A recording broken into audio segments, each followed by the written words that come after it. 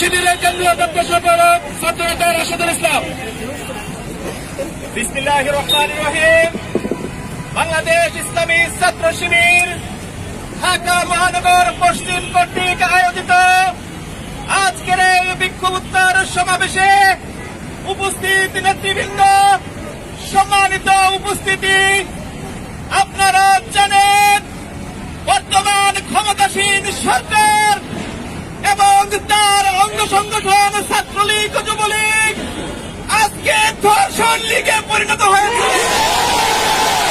তারা তাদের নিজস্ব নাম পরিচয় হারিয়েছে। আপনারা খুব দুঃখের সাথে লক্ষ্য করেছেন, গতকাল নোয়াখালীর বেগমগঞ্জে স্বামীকে দড়ি দিয়ে বেঁধে রেখে স্ত্রীকে বিভৎস করে তারা নির্যাতন করেছে। শুধু বিভৎস করে ক্ষান্ত হয়নি, সেই ঘটনা ভিডিও ধারণ করে সামাজিক যোগাযোগ মাধ্যমে ছড়িয়ে দিয়েছে। বাংলাদেশ ইসলামী ছাত্র শিবির এই ঘটনার তীব্র নিন্দা ও প্রতিবাদ জানাচ্ছে। অবিলম্বে দোষীদেরকে গ্রেপ্তার করে দৃষ্টান্তমূলক শাস্তি প্রদান করতে হবে। সংগ্রামী উপস্থিতি, শুধু নোয়াখালীর বেগমগঞ্জ নয়, গত 25শে সেপ্টেম্বর বাংলাদেশের ঐতিহাসিক শিক্ষা প্রতিষ্ঠান সিলেটের এমসি কলেজে ছাত্রলীগ গণধর্ষণ করেছে একই কায়দায়।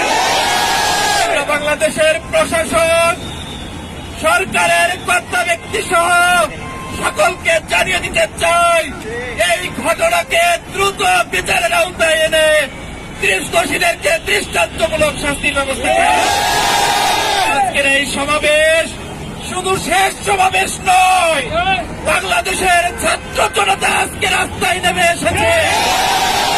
এর বিচার না হওয়া পর্যন্ত ঘরে ফিরবো না ইনশাআল্লাহ। সবাইকে আজকের এই সমাবেশে সুন্দর সুষ্ঠুভাবে অংশগ্রহণ করার জন্য ধন্যবাদ জানিয়ে আমার